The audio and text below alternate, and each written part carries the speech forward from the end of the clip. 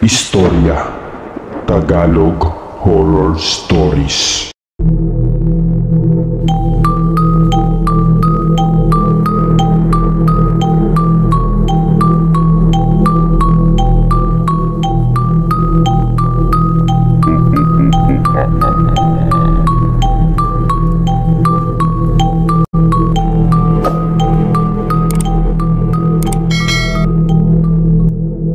Dati ay naitampok na natin ang kwento ng Biringan City. Pero ngayon, meron tayong bagong kwento.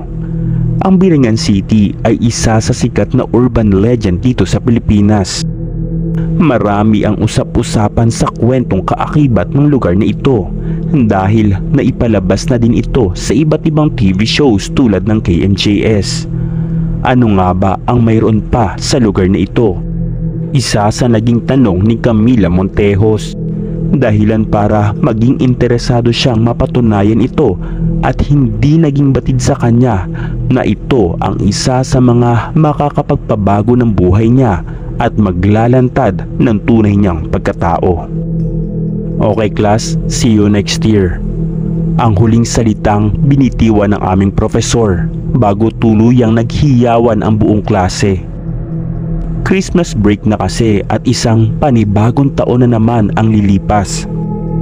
Napabuntong hininga naman ako sa tanong ng aking kaibigang si Shaira kung saan naman daw ba ang balak ko ngayon. Bago tumingin sa gawing kanan kung saan nakaupo ang kaibigan ko, tamad akong sumagot ng Samar at sinabayan ng pagsandal ko sa upuan. Sumagot naman si Shaira sa akin at sinabi niyang last time daw ay mayroon siyang nabasa na spookify about Lost City of Samar at Biringan City daw ata ang tinutukoy doon. Kunot noon itong Saad na tila hindi sigurado sa kanyang sinasabi. Hindi ko alam kung anong malamig na hangin ang dumampi sa mukha ko na mga sandaling marinig ko ang mga bagay na iyon. Hindi naman ako ganoon kahilig sa mga ganyang kwento, pero parang may kakaiba sa lugar na ito na kahit ang natutulog na blood cells ko ay nagising. Hindi na ako nakapagsalita na may biglang kumatok sa may pinto. Sabay pa kaming napatingin dito kasabay ang iilang mga classmates namin na naiwan din. Sinabi ni Shaira na dumating na pala ang kanyang sundo at kwentuhan ko na lang daw siya sa pagbalik ko. Sabay iyakap niya sa akin at nagmamadali ng lumabas. Sinundo na kasi siya ng kanyang jowa. Naiwan naman ako kasama ang mga nasa 5 kaklase ko. Hindi pa rin kasi sila umuwi. Sumilip ako sa bintana at inilibot ang paningin sa labas. 6:30 PM pa lang pero madilim na ang langit dahil siguro din sa masamang panahon. Bigla na lang may nagsalita at sinabing sumama daw ako sa walwalan nila dahil hindi daw ako makakapag-party pagpunta ko ng Samar. Bahagya pa akong natawa matapos itong madinig. Udyok pa ni Leslie na magbardo kami na may malademonyong ngiti. Pero sumagot ako ng sorry dahil maaga pa ang biyahe ko bukas at ayoko namang masuka sa biyahe. Natatawang Saad ko dito. Tumayo na rin ako at humakbang na palabas. Narinig ko pa ang hiyawan ng lahat pero hindi ko na tinapunan pa ng pansin. Hindi ganoon kalayo ang bahay sa school. Mga 10 minutes lang ang inabot ko kapag sobrang bagal ko maglakad. Nang makauwi na ako sa bahay ay wala pa ang mga magulang ko. Mukhang overtime na naman sila sa trabaho. Matapos kong maisara ang pinto ay agad akong dumiretso sa kwarto at inihagis ang bag sa kung saan na lang. Padabog na dumapa sa kama. Umikot pa ako para umayos ng higa. Dating gawi, hawak ko ang cellphone ko at nag-scroll para magbasa ng mga walang kakwenta-kwentang memes ng mga friends ko. Hanggang sa bumungad sa akin ng isang post galing sa spooky page na tinutukoy ni Shaira. Matagal na palang usap-usapan ang Biringan City dahil may ilang TV show na ang naging paksa ay ang lugar na ito. mula kay Carolina na sinasabing siya ang nagdadala ng mga taong gusto niyang isama sa kanilang lugar. Napakayaman daw ng lugar na ito na pinalilibutan ng malalaking building. Dito mo raw matatagpuan ang tunay na paraiso dahil walang lungkot at walang hinagpis kapag isa ka sa napili nilang mapunta dito. Nag-aral si Carolina sa isang pribadong universidad sa Maynila at talagang makikita mo rito kung gaano ito kayaman at nakakahumaling rin ang kanyang kagandahan. Meron din siyang busilak na puso. Bakasyon nila noon nang ayain niya ang mga kaibigan niyang sumama sa kanilang baryo na tinatawag niyang Biringan City. Hindi nakasama ang isa sa mga kaibigan nito dahil hindi pinayagan ng kanyang mga magulang. 3 lamang ang sumama kay Carolina dahil siya na rin ang sasagot ng mga pamasahe nila at iba pang gastusin. Natapos ang bakasyon ay hindi pa rin sila bumabalik. Dahil sa pag-aalala ay nagtungo ang pamilya ng mga kasama ni Carolina na umalis noon. Pero nabigo sila nang malaman na wala palang ganitong lugar. Ang sabi pa ng ilang napagtanungan nila na ang Biringan ay kumakatawan sa salitang hanapan ng mga nawawala. Lumipas ang taon at napanaginipan ng isa sa mga kapatid ng kasama ni Carolina na may mensahe silang iniwan. Agad namang hinanap ito ng kanyang kapatid at nakita ang tinutukoy nitong sulat. Naglalaman ito ng pamamaalam na masaya na siya sa lugar na kinaroroonan niya at wag na silang mag-alala dahil kahit kailan ay hindi na siya makakaranas pa ng lungkot at sadyang napakayaman daw ng lugar na ito. Simula noon, nagkaroon na ng mga bali-balita ang ilan sa mga nawawalang tao sa lugar nila ay marahil dinadala ni Carolina sa kanilang lugar. Simula noon at hanggang ngayon ay namamayagpag pa rin ang kwentong ito. Isang tawag sa pangalan ko kaya mabilis akong napatayo nang marinig ang boses ng aking ina. Nagpalit muna ako ng damit bago lumabas. Sumalubong sa akin ng pagod nilang mga mukha. Tinanong naman ako ng aking ama kung kumain na ba ako matapos akong halikan sa noo. Sumagot naman ako sa kanila na hindi pa. Nakangiti ko tong saad sa kanila habang pinagmamasdan silang paupo sa sofa. Sinabi nila sa akin na kumain na daw sana ako at pagod na daw sila kaya bukas na lang sila kakain. Marahan akong kumawala ng mabigat na paghinga matapos itong madinig. Sa bagay, ano ba naman ang aasahan ko? Palagi naman silang walang oras para sa akin. Lumakad ako palapit sa kanila. Nasa isang mahabang sofa sila habang ako ay nakatayo sa gilid nila. Baka sa kanila ang pagod. Si mama kasi ay manager ng isang fast food at mukhang maraming tao ngayon. Si papa naman ay marketing staff ng isang food manufacturer. Sinabi ko sa kanila na wala na po kaming klase bukas at pwede na ba akong pumunta ng Samar. Matapos ko itong sabihin ay agad nila akong binigyan ng masamang tingin. Sinabi sa akin ni mama nang ilang beses daw ba nilang sasabihin na hindi ako pwedeng pumunta sa lugar na iyon.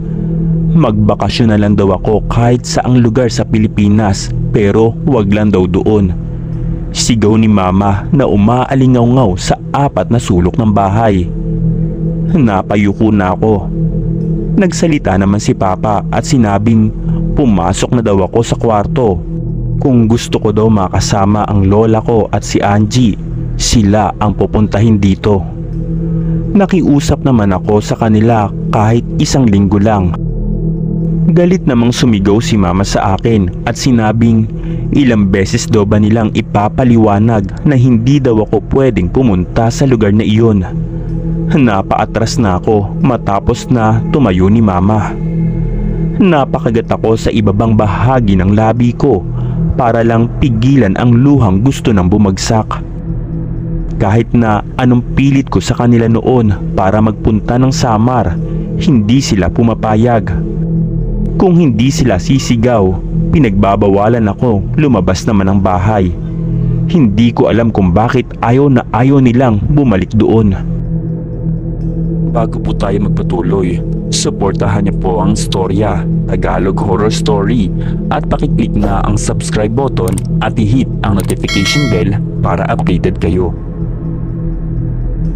Padabog kong isinara ang pinto at umupo sa kama habang nagmumukmok. Palagi naman silang walang oras sa akin. Bakit hindi nila ako payagan na pumunta doon? Nandoon naman nakatira sila lolo at lola.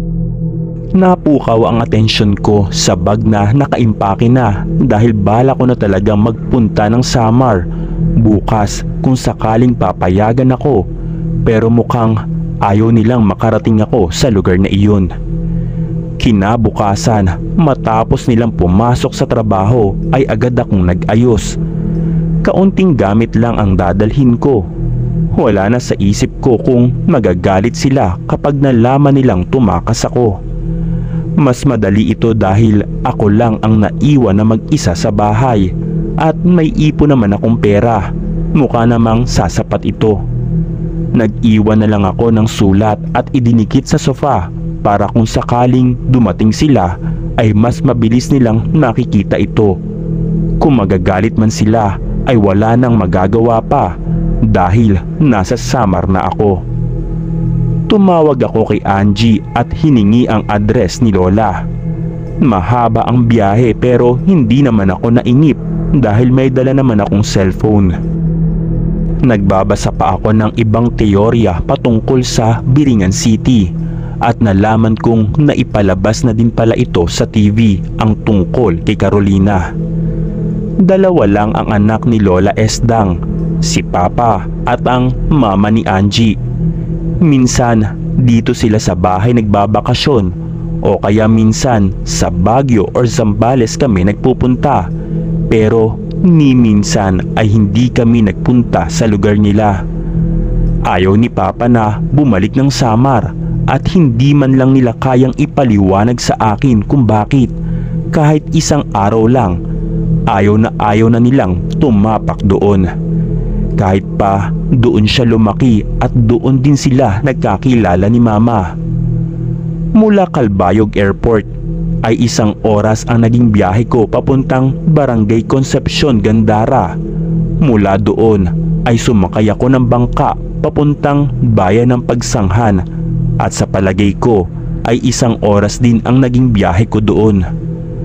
Matapos kong makarating sa Bayan ng Pagsanhan ay nagtanong-tanong na lang ako sa mga taong nandoon. Itinuro naman nila ako kung saan ako sasakay at sabihin ko na sa baryo ng Sapang Araw ako ibaba. Pero nagulat yung driver matapos ko itong sabihin. At ilang beses akong tinanong kung sigurado daw ba ako sa pupuntahan ko. Pero kalaunan ay isinakay din niya ako. Kalahating oras din ang biyahe namin. Medyo creepy lang yung dinaanan namin dahil mga lumang bahay na gawa sa kawayan at walang katao-tao sa labas.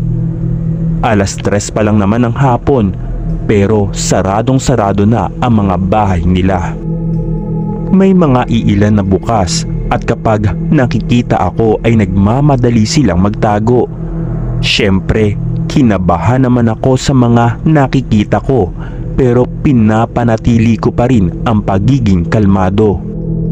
Sinabi naman ni Manong driver sa akin na ganyan daw talaga sila dahil ngayon lang ulit may bago na dumaan dito.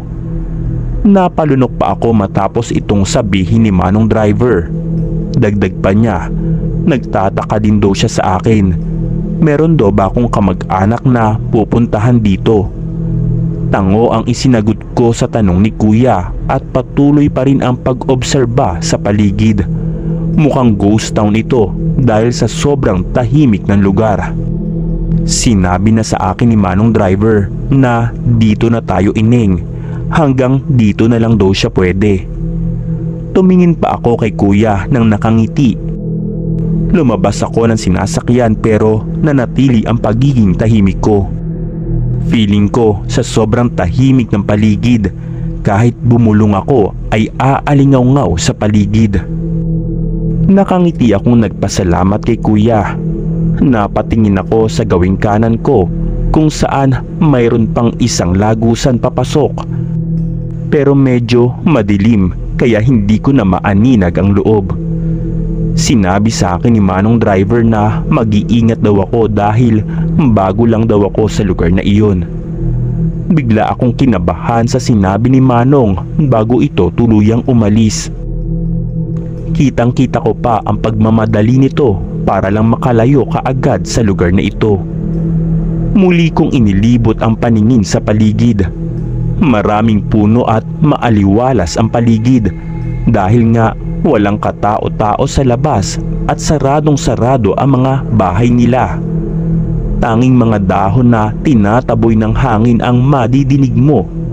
Nakakabingi ang katahimikan. Pero saan naman kaya ako magtatanong kung saan ang bahay ni Lola Esdang? Ito na ba ang baryo ng Sapang Araw? Ayaw pang bumukas ng cellphone ko kaya hindi ko tuloy matawagan si Angie. Hindi ko pala nailagay ang power bank dahil sa kamamadali.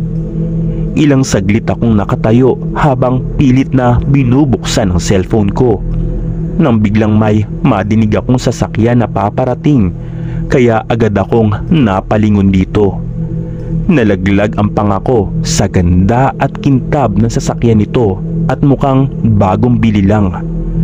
Kulay ginto ito. Mukhang bagong labas lang ang ganitong sasakyan dahil wala pa kasi akong nakitang ganito sa Maynila. Sinundan ko ito ng tingin na lumagpas ng kaunti sa akin at huminto.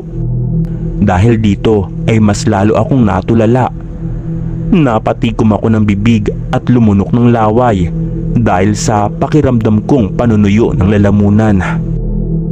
Nanlaki ang mga mata ko noong lumabas ang napakagandang babae mula sa kulay ginto nitong sasakyan. Maputi at talagang makinis ang balat nito. Pustura rin siya sa kulay puti niyang dress na hanggang tuhod.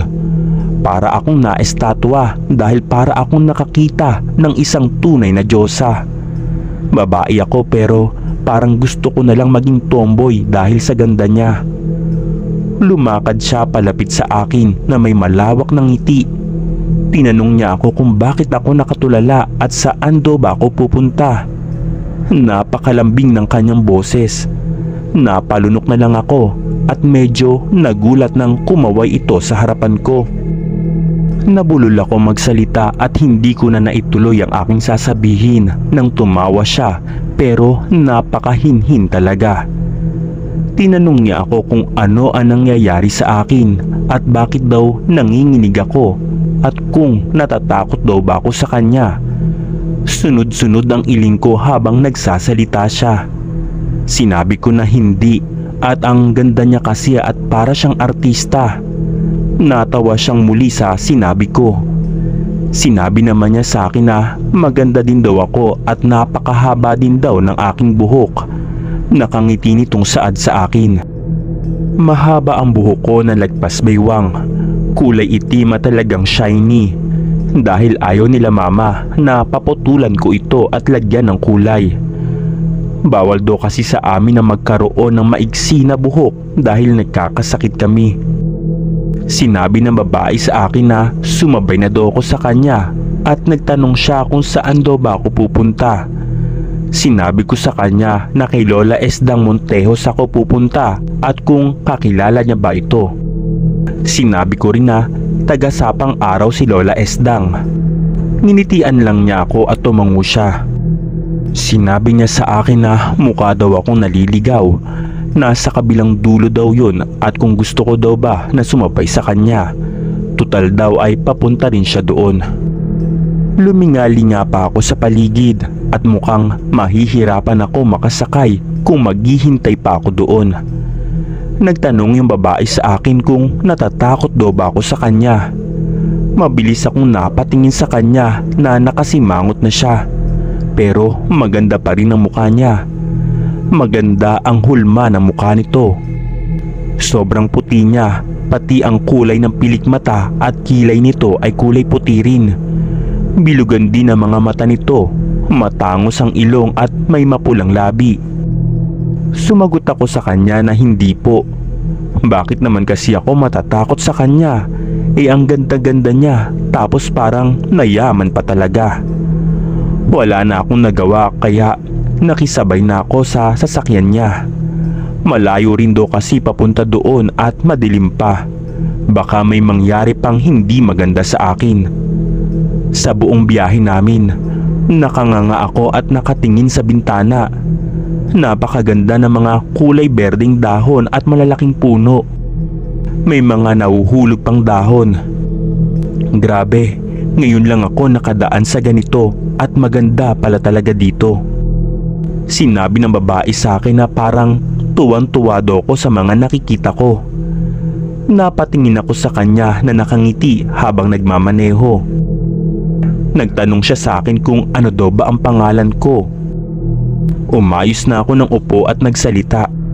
Sinabi ko sa kanya na Camila ang pangalan ko. Masayang pagpapakilala ko sa kanya.